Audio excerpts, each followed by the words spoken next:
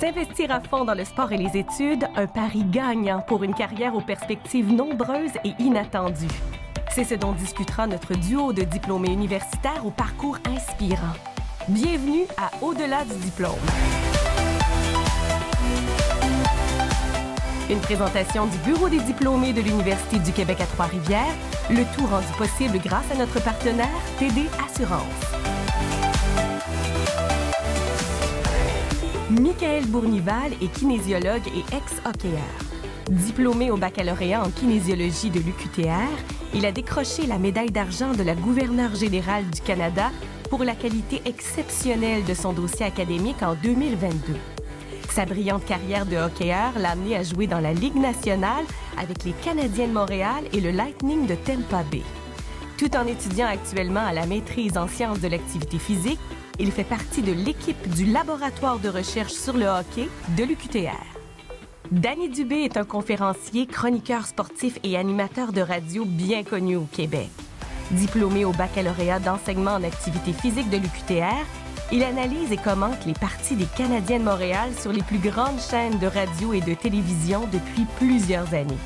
En 2009, il a remporté un prix Pythagore de l'UQTR, un honneur réservé à nos diplômés d'exception. Écoutons notre duo nous présenter leur parcours respectif où les études et la passion du sport ont fait toute la différence.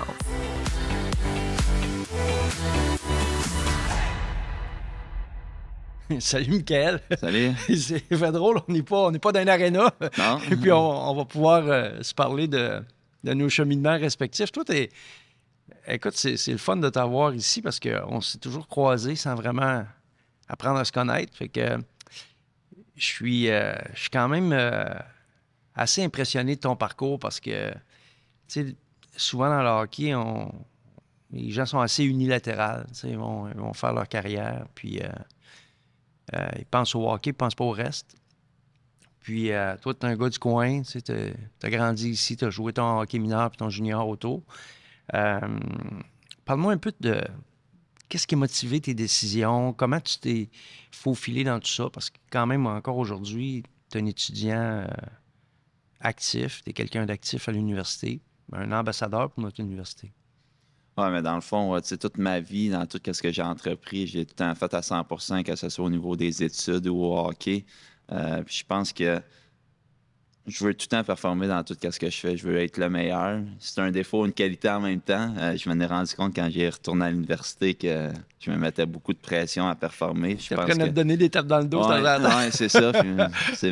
Justement, ma blonde, elle me disait souvent, là, calme-toi, là, t'es correct. Mais tu sais, je voulais performer, puis je voulais comprendre aussi derrière ça, parce que j'ai quand même fait le chemin inverse un peu.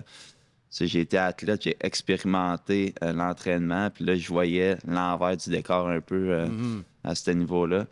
Fait que, j'aimais ça apprendre. Puis, quand j'étais jeune, je me souviens, je revenais à la maison, puis quand j'avais un 80, j'étais pas satisfait de moi. C'était même pas mes parents, ça venait de moi. Ouais. Puis, l'école, j'ai toujours trouvé ça important, puis ça avait quand même un impact sur mon hockey aussi en même temps, parce que quand je délaissais de quoi à l'école, on dirait que ça te dérangeait. Ça dérangeait, ça a de la aussi. Fait que c'est comme une combinaison de tout ça. Dis-moi, est-ce que chez vous, l'importance du cheminement académique a fait partie du discours de tes parents? Je pense qu'ils voulaient qu'on travaille, mettons qu'on fasse nos devoirs, nos leçons. Des fois, ma mère, elle m'aidait beaucoup. Elle aimait ça. Je pense qu'elle voulait devenir professeure de carrière, mais elle était infirmière. Mais elle aimait ça, faire mes devoirs avec moi, puis m'aider dans tout ça. Mais c'était plus de moi, je prenais à cœur qu'est-ce que je faisais à l'école. J'aimais ça. Les mathématiques, ça m'a juste calculer des choses. Même encore là, je calcule des stats. Des stats avec mon fichier Excel. Puis, je viens de faire un cours de biostatistique à l'université, puis j'ai adoré ça, de manipuler les chiffres. Fait que, tout le désir d'apprendre, ça a tout le temps été important pour moi, puis j'aime ça, d'apprendre des nouvelles choses. Fait que, ça venait pas de mes parents, je pense que c'était plus moi qui me soumettais à cette pression. Mais dis-moi, quand tu es à l'école, c'est une chose, mais quand tu es au hockey, le groupe pousse pas beaucoup sur l'école. Le groupe, c'est un groupe de hockeyeurs. Comment tu es allé chercher ta motivation à travers un groupe un peu à l'extérieur de tes priorités, là, dans le sens que est-ce qu'il y avait d'autres joueurs qui étaient comme toi? Est-ce qu'il y en avait? Ben, c'est sûr que, mettons, je suis arrivé en secondaire 5, je venais de faire les cataractes. Puis là, j'allais dans une école publique. Puis je suis arrivé à cette école-là, il y avait eu d'autres joueurs des cataractes avant. Puis on a tout un étiquette des joueurs de hockey. Ils sont pas sérieux. Joueurs de hockey, c'est ça. L'école puis les joueurs de hockey, ça fait pas ensemble. Puis, tu sais, après un mois, tous les enseignants, ils ont comme été vraiment surpris, la directrice aussi. Puis à la fin de l'année, j'avais été personnalité académique de l'école en secondaire 5. Ça s'était jamais vu. Là, ils ont vraiment été surpris par mon attention en classe, mon comportement. J'étais assidu dans mes travaux. Même si je manquais des cours, mais j'allais m'informer auprès des professeurs pour qu'ils me donnent le travail à faire pendant le voyage pour pas que je prenne du retard. Fait que c'est toutes des choses qui ont fait en sorte, OK, tu es un joueur de hockey, mais tu es aussi un étudiant. Puis, présentement, je suis coach dans une école, puis c'est ça que j'essaie de leur dire aux jeunes. Puis c'est un peu notre mentalité de l'école, c'est que oui, tu es un athlète, mais tu es un étudiant avant tout. Puis je trouve que c'est important qu'ils le comprennent parce que le chemin vers le hockey, il n'est pas en ligne droite, puis c'est pas tout le monde qui va y arriver. Fait que le fait d'être étudiant en premier, mais au moins, ça t'ouvre plusieurs portes. Là. Qu'est-ce que tu retiens de ton expérience de joueur? Qu'est-ce que tu appliques dans ta vie au quotidien que tu as appris dans le hockey? Ben, je pense que c'est de se fixer un objectif avant tout. Tu sais, tout sportif, tu as un objectif en tête. Puis là, après ça, c'est facile d'avoir la passion, d'avoir le travail, les sacrifices, de tout mettre ça en contexte pour pouvoir performer. Puis, dans toutes mes sphères, comme à l'université, mon objectif, c'était d'apprendre.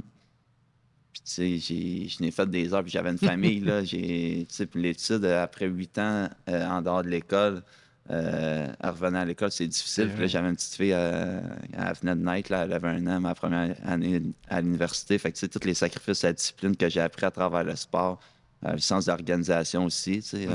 Dans le sport, des fois, tu voyages, là, il faut que tu t'organises, sommeil, alimentation. Fait que, ta journée est vraiment cordée, tu as une routine, puis c'est vraiment ça que je pense qui a fait en sorte que j'ai pu exceller à ce niveau-là. Puis, dans mon travail aussi, ça se reproduit. Je suis vraiment organisé, je sais où que je m'en vais, puis j'ai un objectif, puis je fais tout le travail pour y arriver. Là. Comme là, tu étais à la maîtrise. Oui. C'est quoi ton objectif?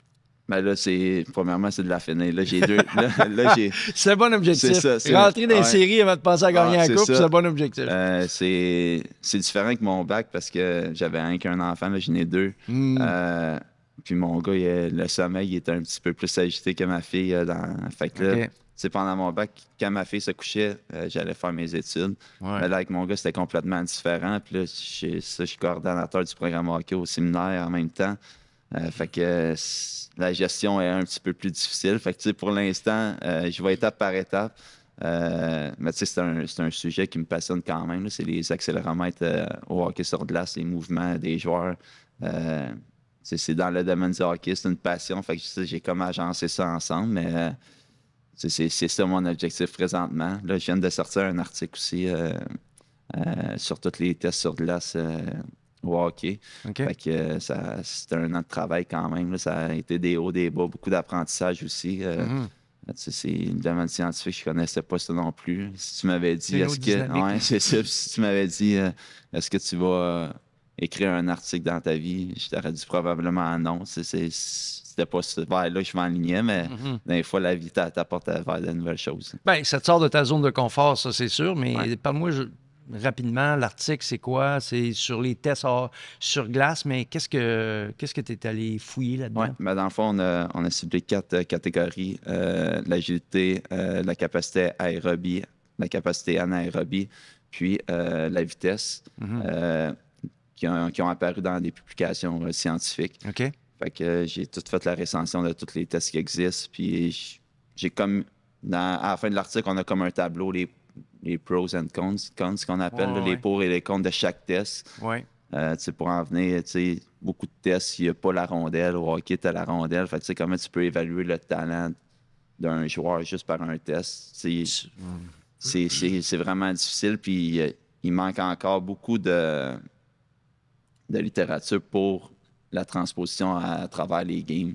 Là, il y a de la technologie, comme que je vous parlais des accéléromètres, que ça peut être une option de servir en baseline, puis aller voir si, oui, l'athlète il est bon dans les tests, mais est-ce qu'il est capable de reproduire cette même intensité-là en contexte de game? D'un fois, la réponse, ça peut être non. Là, fait qu'on ne sait pas. Tu dois remarquer, avec ton cheminement ou ton parcours, tu dois remarquer les changements dans le hockey aujourd'hui. Je suis sûr que les gens qui nous regardent, ils veulent savoir ça. Ils veulent savoir comment le hockey a évolué au cours des 10-15 dernières années, selon toi. Ben, c'est juste au niveau de la vitesse, l'offensive, l'agilité. C'est juste avec le lockout, dans le temps que ça a tellement permis aux joueurs d'exploiter leur vitesse en ôtant les hors-jeux avec la ligne rouge que les systèmes de jeu sont plus axés vers l'offensive. Les joueurs ils ont plus de liberté à se positionner dans l'espace. C'est sûr qu'il y a des ajustements à faire au niveau de ces tests-là, justement. Parlant des tests, penses-tu que là, on voit le hockey, ce qu'il appelle le jeu extended time in a zone? Ça fait que le jeu, t'étires le temps dans la zone avant d'attaquer. Tu as remarqué ça circule beaucoup. Avec là, les gardiens, l'acide lactique, l'anaérobie, tout ce qui est taxé en dette d'oxygène est très, très puissant parce que tu passes beaucoup de temps dans ta zone.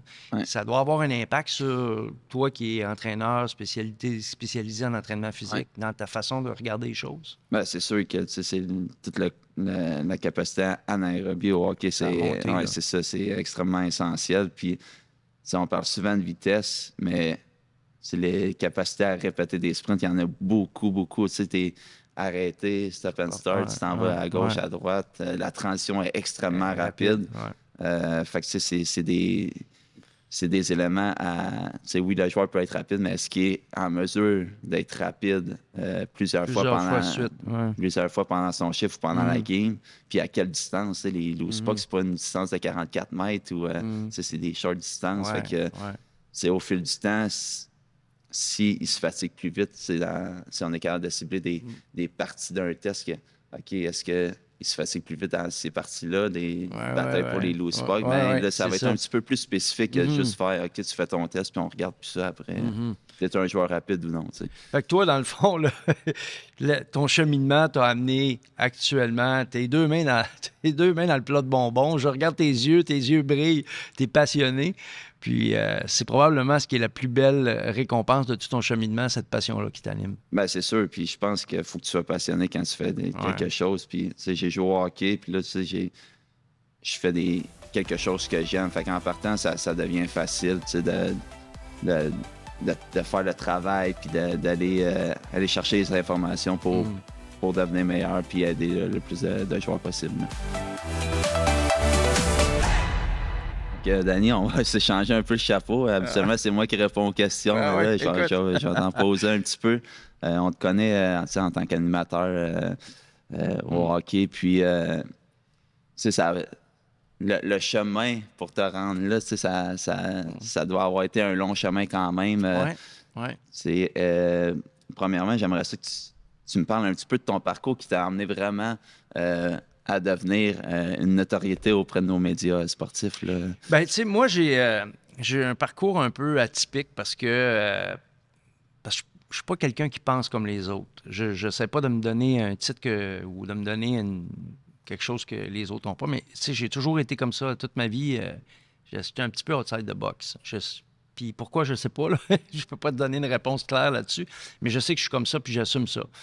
Mais quand j'étais joueur, tu sais, je n'étais pas nécessairement celui qui écoutait la radio pour tous les matchs ou Moi, j'écoutais le match samedi. Puis quand j'étais petit, mon père, il voulait pas que... il voulait que j'aille me coucher parce que, bon, je jouais au hockey les fins de semaine. Puis je me cachais en dessous de son laser boy. Parce qu'il, lui, il levait les pattes de son laser boy, tu sais, le fameux... Fait que là, il avait les pieds dans les airs, il regardait le match, mais moi, j'étais en dessous. Fait que des fois, quand il venait pour se redescendre, il voyait que j'étais là. Fait que là, qu'est-ce que tu fais là? Fait que, tu sais, mais à un moment donné, il m'est arrivé une expérience. C'est que j'étais à ce moment-là entraîneur des Patriotes. Et on avait gagné le championnat canadien. J'avais donné une entrevue. Et j'ai eu un coup de téléphone. J'ai eu un coup de téléphone d'un gars qui s'appelle Claude Brière. Aujourd'hui, Martin Brière, son fils, travaille à RDS. Okay. Il produit les matchs. C'est le fils de Claude qui produisait les matchs à Molestar. Molestar était c'était comme une espèce d'embranchement avec le Canadien de Montréal. C'était Molson qui possédait ça. C'était une compagnie de production. Puis cette compagnie de production-là produisait les matchs de la Ligue nationale en plus de ceux du Canadien. Donc, en série, évidemment, les matchs dans l'Est, les matchs dans l'Ouest. Fait que là, il y avait besoin d'un analyste pour faire les matchs dans l'Ouest. Alors, il m'appelle, puis il me demande, il dit, « tu ton entrevue, t'es assez à l'aise, t'as tenté de faire ça? » Fait qu'écoute, je dis, « Wow! C'est quoi là? » Il dit, « Ben là, tu vas être sur l'équipe B, tu vas partir avec Camille Dubé. Puis c'est Robert Sauvé qui va être, qui est l'ancien gardien, qui va être l'analyste durant le match. Puis toi, tu vas être notre gars sur le desk. Donc, entre les périodes, c'est toi qui vas parler. Tu sors les jeux, puis tu parles. » J'ai dit, wow! C'est l'époque où ma femme était enceinte de notre premier enfant, Marika, notre fille. Fait que, écoute, moi, je pars, m'en vais là. En revenant, j'ai fait le match, ça, c'était Vancouver contre Edmonton en série. Non, le premier match que j'ai fait, pardon, c'est Los Angeles contre Edmonton. Et puis, écoute, je suis revenu chez nous, j'ai dit à ma femme, quand je vais arrêter de faire du hockey, c'est ça que je vais faire. Fait que après, évidemment, il y a eu toutes sortes de petits contrats, puis de fil en aiguille, on a, à un moment donné, la vie de sportif, d'entraîneur, a épuisé notre famille. Fait qu'on a dû, 7 déménagements plus tard, puis 12 ans plus tard, décider de mettre fin à... C'est moi qui ai pris la décision, mais je veux dire, on avait discuté. Fait que quand j'ai décidé d'arrêter de faire du coaching, j'avais quelques options. J'ai validé ça. Puis j'ai été engagé par TVA à l'époque pour faire les chroniques à Salut Bonjour pour la LCN au début. Fait que c'était comme un peu... Puis, tu sais, pendant ton parcours, là, tu parlais de coacher beaucoup. Est-ce que le fait d'avoir coaché, de penser out of the box un peu, vu que tu n'écoutais pas les games, tu veux avoir un style de coach particulier quand même, ton propre style. Oui. Comment ça t'a aidé à devenir un animateur? Tu passes comme de l'autre côté, c'est toi qui poses les questions, tu étais habitué de les recevoir. Fait comment ça t'a influencé dans la manière que t'es? Oui, bien, j'ai été chanceux parce que j'ai eu des gens extraordinaires qui m'ont côtoyé, des mentors. Guy Mongrain, quand tu as Guy Mongrain qui t'explique comment ça marche, et ouvre tes oreilles et écoute comme il faut. T'sais. Fait que Guy, à un moment donné, m'a dit tu parles pas à des joueurs. Est-ce que tu écoutes Salut Bonjour? Toi, tu l'écoutais, Salut Bonjour? Je dis, ben oui, je l'écoutais. Bien, il dit, qu'est-ce que tu faisais quand je mange mes toasts, les enfants, tu n'écoutes pas la TV comme ça, là, Salut Bonjour, là, le monde, ça... Fait que, il dit, tu as 10 secondes pour capter leur attention, parce que sinon, ils vont continuer leur route. Fait que toi, là, tes premiers 10 secondes, bang, il faut que tu aies quelque chose à leur dire qui va accrocher. Puis là, il me disait tout le temps, tu sais, prends l'approche McDonald's. Et là, je disais, c'est quoi l'approche McDonald's? Fait qu'il me disait, l'approche McDonald's, c'est bien simple. Il dit, si tu veux accrocher les parents, parle des enfants. Il dit, le hockey de la Ligue nationale, c'est plus confidentiel, c'est plus pour les experts, les maniaques, mais prends ce que tu vois dans le hockey, puis amène-les dans le hockey mineur, dans la vie, à l'école, etc. Fait que là, ça a comme fait un switch, tu sais, il y a eu un virage complet. Puis là, j'ai commencé à développer un discours qui détonnait, tu sais, parce que c'était pas... personne ne faisait ça, là, dire bon, votre enfant, je sais pas, moi, il a un problème de motivation, bon, là, je sortais des affaires, tu sais, je fouillais dans la littérature, bon, la psychologie des enfants, puis là, j'amenais ça dans le hockey, puis là, je prenais des exemples avec des joueurs, puis après, je parlais à des joueurs de la Ligue nationale, puis je leur posais des questions par rapport à des choses, puis là, fait que là, c'est ça. Fait que j'ai bâti comme ça un peu un créneau qui était complètement différent. Puis après, tu sais, j'ai eu la chance d'avoir une opportunité de faire de la radio. Puis ça, la radio, tu parles à des non-voyants. Ça fait que quand tu parles à des non-voyants, il faut que tu prennes le temps de la mise en place est extrêmement importante. Fait que toi, si tu écoutes, puis tu vois pas ce qui se passe. Moi, il faut que je sois sensible à ça. Il faut que je place les choses. La rondelle est à gauche, elle est à droite, elle est en avant du banc de punition, entre la ligne rouge et la ligne bleue. Elle est à la ligne bleue, elle n'est pas à la ligne rouge. Sur les oreillettes, et il penche l'épaule, il coupe à l'intérieur, il sort le genou, il ramène la rondelle vers l'intérieur, ses mains sont croisées. C'est des détails, mais toi, là, tu vois des choses. Alors, t'as-tu pris des cours pour ça? Zéro cours. Tu t'es réécouté après puis tu dis j'aurais dû faire ça mieux, t'as critiqué après, t'évalué? Michael, c'est une excellente question, puis je vais avoir une réponse à 2 volets. La première, c'est que quand je faisais de la télé, puis Guy m'a dit tu parles pas des joueurs. Il dit tu vas aller regarder ta chronique, mais écoute-la pas. Regarde-toi à face. OK. Fait que là, je m'en vais voir, je regarde la face. Puis là, les yeux, ça. Puis moi, j'ai un visage, je peux avoir les yeux sévères. T'sais. Puis des fois, je vais pointer du doigt. Fait que là, il dit, quand tu pointes du doigt, puis tes yeux sévères, tu fronces les sourcils, il dit, les gens, là, le matin, ils relaxent. Les autres, ils veulent avoir du fun. Ils sont détendus. Ton contenu, il faut qu'il soit léger. Il faut que tu sois capable de le passer. Les gens qui tu passes, pas des joueurs. Mm-hmm. Fait que là, pendant 2 semaines, 3 semaines, 1 mois, il me disait, écoute-la pas, fais juste la regarder. Fait que là, ça a commencé à changer. Là, les affaires ont commencé à se placer. Puis les mains plus ouvertes, la position de ton corps, le balayage, savoir quelle caméra regarder. Écoute, c'est beaucoup d'apprentissage. C'est ça. Fait que là, ça s'en venait bien. Fait qu'à un moment donné, il me dit, là, c'est là que je reviens à ce que je t'ai dit tantôt. Tu sais, 10 secondes, là, tu as 10 secondes pour capter l'attention des gens. Tu sais, pip, pip, un petit coup de criard, hey, me voilà. Tu sais, ce qu'ils disent les autres, là, ils font d'autres choses. Ouais. Fait que là, il me dit, maintenant, tu vas te tourner parce que nous, on a des studios avec des monteurs. Les gens, dans ce temps-là, faisaient le montage, puis là, bon, je disais, garde-moi ça. Bon. Puis là, il disait, là, tu vas l'écouter, puis tu la regardes pas. Puis il dit, si tu répètes les mêmes mots trop souvent, tu as des béquilles. S'il y a des vides qui sont trop longs, c'est pas bon. Si tu fais un vide, c'est parce que tu vas avoir l'attention des gens. Tu fais une pause, il y a un vide son. Là, les gens, ils attendent qu'est-ce que tu vas dire. Ils vont dire, voyons, ils ne parlent pas. Là, ils vont se tourner vers toi. Tu as besoin d'avoir quelque chose de pertinent à dire. Fait que toutes ces petites choses-là ont fait que c'est comme bâti mon coffre à outils. Alors, je l'ai rempli. Mm-hmm. Après ça, j'ai été en mesure d'utiliser ces éléments-là. Fait que ça m'a aidé à la radio énormément parce que la radio, ça prend du vocabulaire puis ça prend du contenu. Tu n'as pas d'image pour te supporter. Ah ouais. À la télé, tu as les images. Fait que, tu places les images, tu expliques un peu ce qui se passe. Tu donnes de la valeur aux choses, mais la radio, c'est une autre affaire. C'est 2 médiums qui sont complètement différents. Puis les gens qui pensent que parce que tu es capable de faire de la télé, tu vas être capable de faire de la radio ou l'inverse, moi, je crois pas à ça. C'est complètement différent. Ouais. Puis y a-tu un moment que tu t'es dit, qu'est-ce que je fais ici? C'est gros. Tu arrives d'un entraîneur à un animateur, c'est complètement différent. Il y a du monde qui ont étudié là-dedans, qui savent, OK, à telle place. Fait que, y a-tu un moment où tu te dis, mais qu'est-ce que je fais ici? Oui, ça a été long. Moi, le syndrome de l'imposteur, là, ça a meublé probablement la première année de ma vie. Là. Puis là, je te fais une confidence, il n'y a pas grand monde qui sait ça. Là. Moi, là, j'avais une barre dans l'estomac. J'étais pas capable de dormir. Puis mon travail, il fallait que je parte à 5 h du matin de Trois-Rivières pour m'en aller faire, parce qu'au début, j'avais pas de place. Tu sais, je me déplaçais, puis je dormais pas. J'étais pas capable de dormir. Fait que j'étais comme toujours en dette de sommeil. Je m'installais à genoux, par terre. On avait une chaise berceuse dans notre chambre.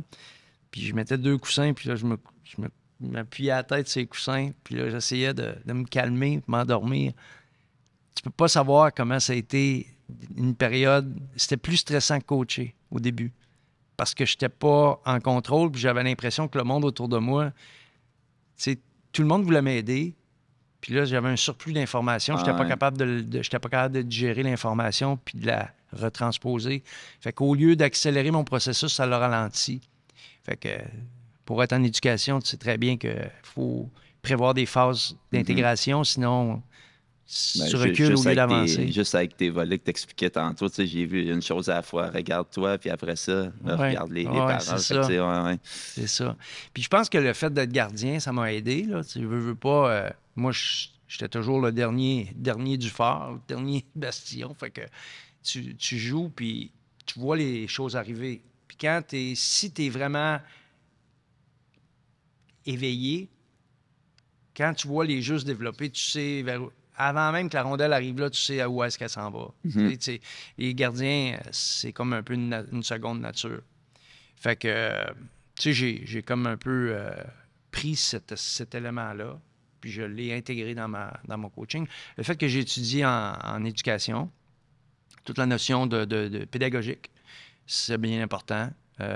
Mon fils est dans le scouting, j'ai dit, tu sais, si tu veux continuer d'évoluer, peut-être que travailler dans les écoles de hockey, ça va t'aider parce que tu apprends à enseigner. Puis plus tu maîtrises les choses, plus elles sont simples. Donc, ce qui est bien compris est simple, donc il est plus facile à enseigner. Fait que ça, moi, ça m'a aidé dans ma livraison.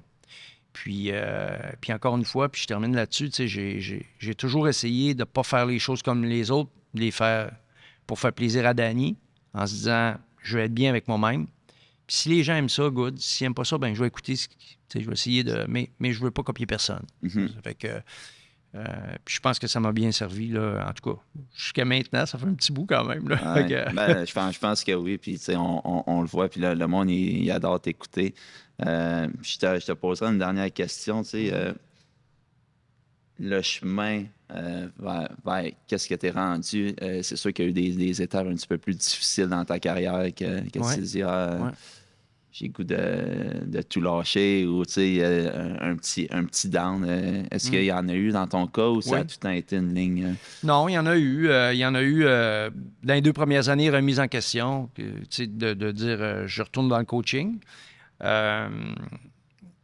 Puis en cours de route, peut-être à un moment donné, quand les enfants ont commencé à être un peu plus vieux, j'ai réfléchi à où j'étais dans la vie. Puis, moi, je pense qu'à la fin, on est nos décisions. À la fin de notre vie, quand on regarde notre parcours, ce qu'on a fait, on est nos décisions. Puis moi, ce que je suis aujourd'hui, je ne peux pas dire que j'allais devenir un analyste en hockey, mais je savais que j'allais être un père, que j'allais être à la maison, que j'allais avoir des enfants puis une femme, que j'allais m'occuper d'eux autres, puis j'allais essayer de leur donner le meilleur de ce que j'avais. Puis ça, je pense à tous les jours essayer de faire ça. Pas toujours parfait, là, mais j'essaye. Wow! On ressent bien la passion chez notre duo. Prenons une courte pause pour une capsule de notre partenaire TD Assurance qui nous informe sur tous les avantages offerts à la communauté de l'UQTR et au retour, on discute des messages importants à livrer à nos jeunes sportifs. Saviez-vous qu'en tant que diplômé, étudiant ou employé de l'UQTR, vous avez accès à des tarifs d'assurance préférentiels pour votre assurance habitation pour propriétaires, copropriétaires ou locataires, ainsi que pour votre assurance auto? Ces tarifs préférentiels sont offerts par l'entremise du programme TD Assurance Meloche Monex. Chef de file de l'assurance à réponse directe au Canada, TD Assurance offre des produits d'assurance de qualité depuis plus de 65 ans. En tout temps, vous avez accès à des conseillers avisés qui vous aideront à trouver des options qui vous conviennent. Il existe plusieurs moyens d'économiser sur vos assurances auto et habitation.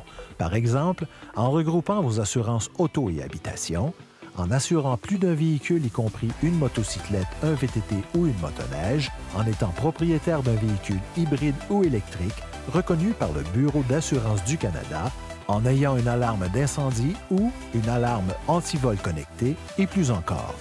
Pour les diplômés, obtenez une soumission dès aujourd'hui en visitant le www.tdassurance.com/UQTR ou en composant le 1-866-293-9730.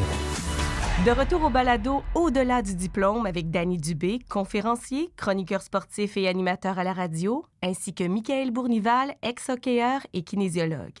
Tous deux mordus de sport. Hey, Michaël, je te demandais ça. Tantôt, tu parlais de ta petite fille. Oui. Ben, t'as un garçon aussi? Oui, un petit garçon. Ils ont quel âge? Ma petite fille a 4 ans, puis mon garçon, il a 1 an. OK. Fait que là, t'es pas tout à fait encore dans le sport, mais ça s'en vient. Oui. Fait que toi, t'es un sportif de haut niveau. Est-ce que ta femme a fait du sport? Non, ma femme, ma blonde, est complètement différente à ce niveau-là. C'est une artiste? C'est quoi? C'est autre chose? Non, elle aime ça faire des activités, mais elle n'aime pas la compétition. Elle n'aime pas cet esprit-là dans le sport. Là. Fait que ça la stresse de jouer avec quelqu'un d'autre. Puis, fait qu'elle est... C'est peut-être les sports un petit peu plus individuels, ça serait plus son genre, mais tu sais... Plus dans l'expérience, le plein air, le récréatif, des trucs comme ça. Ouais. Tant que tu bouges, c'est bien, mais mettons là, que tes enfants, moi, les miens, c'est plus des bébés, là, sont grands. Là. Ma fille a 32, je suis grand-papa, le premier bébé. On a un petit gars de 3 ans. J'ai déjà acheté ses patins. Penses-tu que j'ai un problème? J'ai déjà acheté des patins il y a 3 ans. J'ai peut-être un problème, mais c'est pas grave. Je m'assume. Mais sincèrement, mon gars 29, fait que... Mais tu sais, je sais pas toi comment tu vois ça. Je me suis toujours demandé, je me suis longtemps demandé avec ma femme, tu sais, qu'est-ce qui est bon pour nos enfants dans le sport? Tu sais, c'est quoi une bonne expérience sportive? Comment...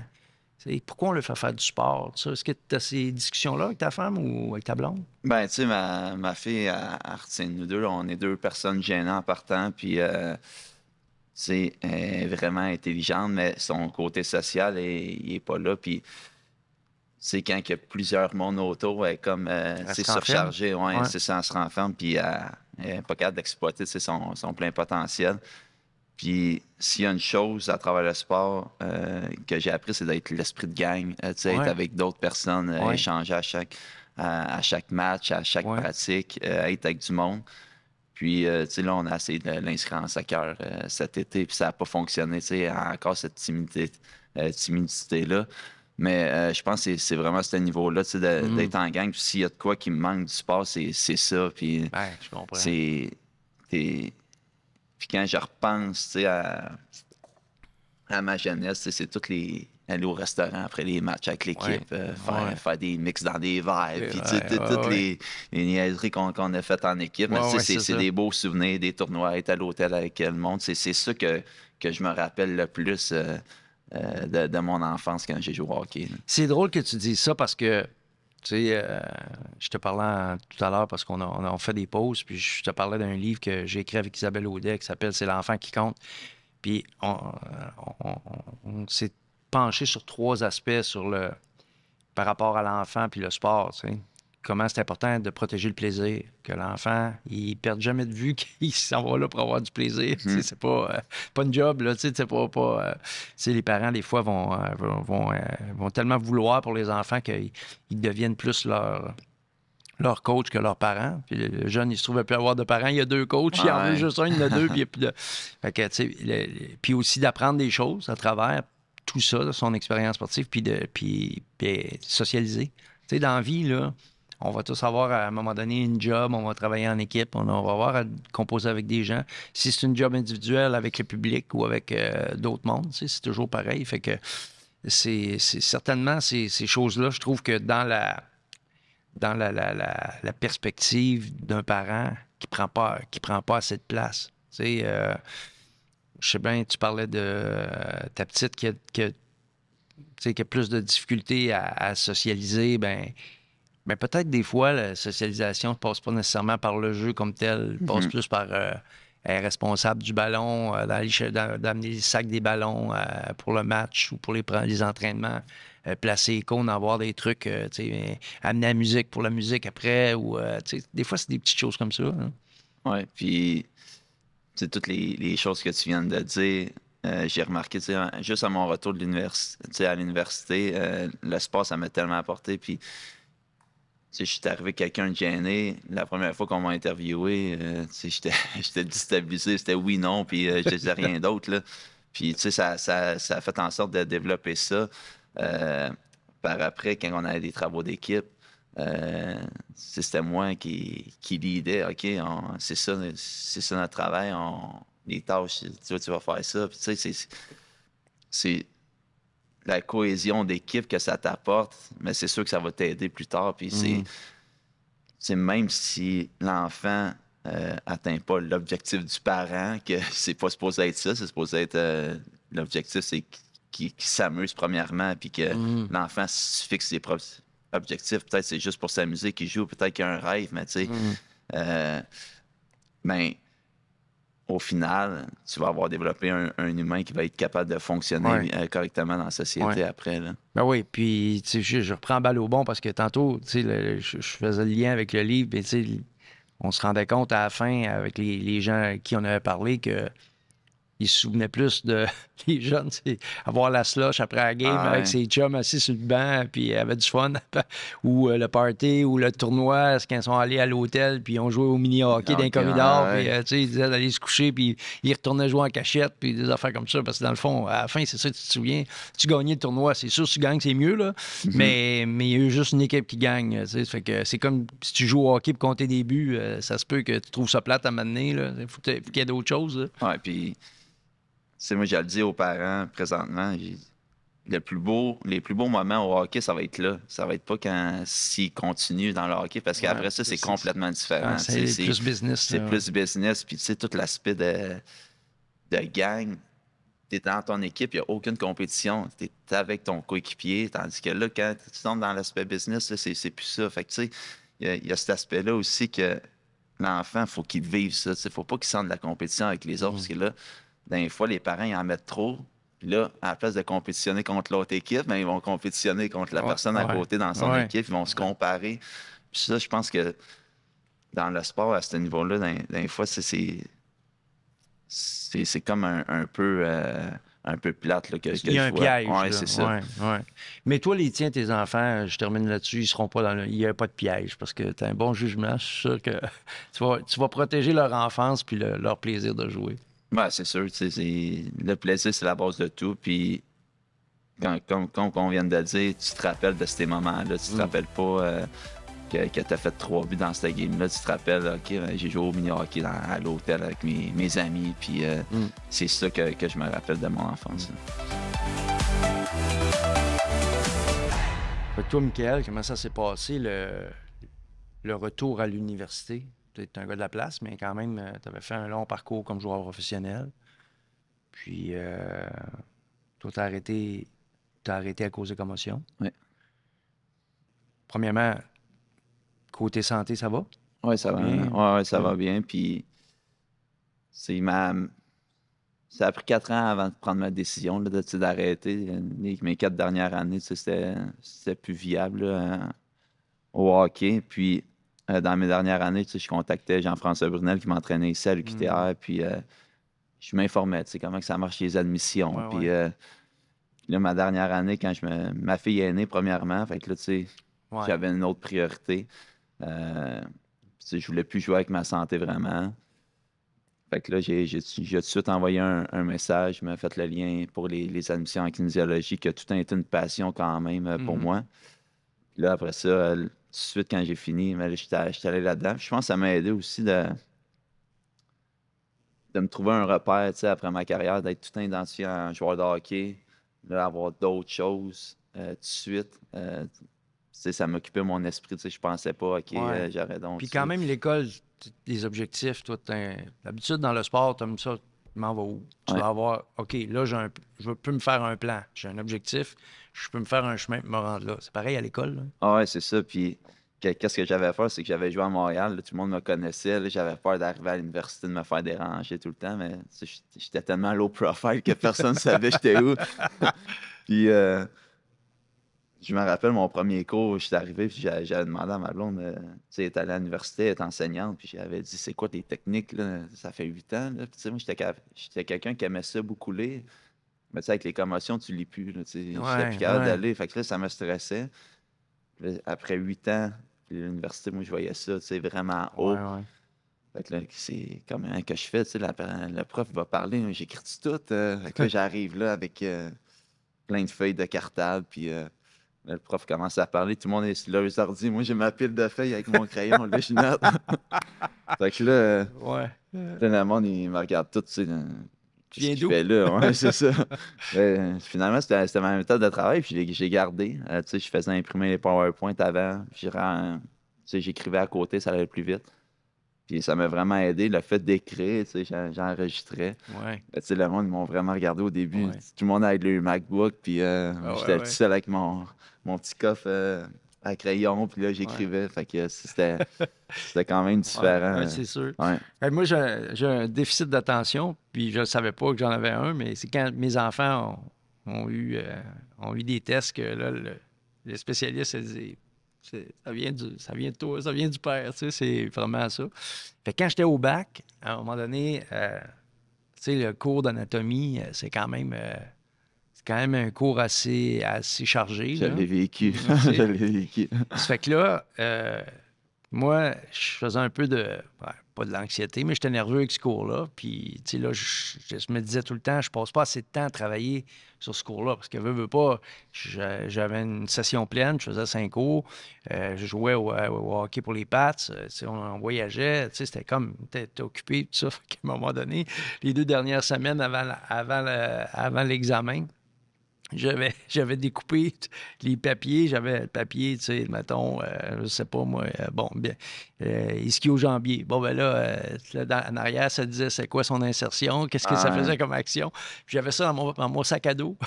Fait que là, j'avais une poche là. Quand je le réussissais, je le mettais dans l'autre poche. Que là, j'avais mon sac à dos. Les gars disaient c'est quoi que t'as là-dedans? Il est toujours en train de zigonner après ça. Ben, j'ai dit c'est mon examen que je travaille. J'ai hâte un papier. Je disais, OK, je ne l'ai pas eu. Je le remets là. J'en pas un autre. ça fait penser, justement, en anatomie. Ouais. Un moment donné, j'étais resté jusqu'à minuit avec d'autres étudiants. Puis on avait des hauts papiers puis un régime d'insertion. Oui, c'est ça. C'était tellement pointu comme question qu'il fallait que tu saches. Tu sais pas. C'est ça. Puis pas le choix de réponse. Faut que c'est ça. Faut que tu expliques pourquoi. Pourquoi, puis le mouvement, puis s'il y a des torsions, des supinations, pronations, là, c'est tout dans ma tête. Fait que, encore aujourd'hui, ça va m'arriver d'expliquer quelque chose, puis j'ai un flash, tu sais, mais ça, c'est telle séquence de mouvement, ça, c'est la chaîne de mouvement, ça commence là, ça finit là, tu sais. Puis, tu sais, quand tu fais de biomécanique, là, les chaînes de mouvement, c'est vraiment important de comprendre comme il faut, parce que souvent, les gens pensent que c'est un muscle, mais c'est jamais c'est une série, tu sais, c'est vraiment... puis dans quel axe qui est dans... Tu sais, moi, un cours cinésiologie, c'était un nouveau cours, puis c'était des mouvements, justement, puis j'étudiais chez nous dans mon gym.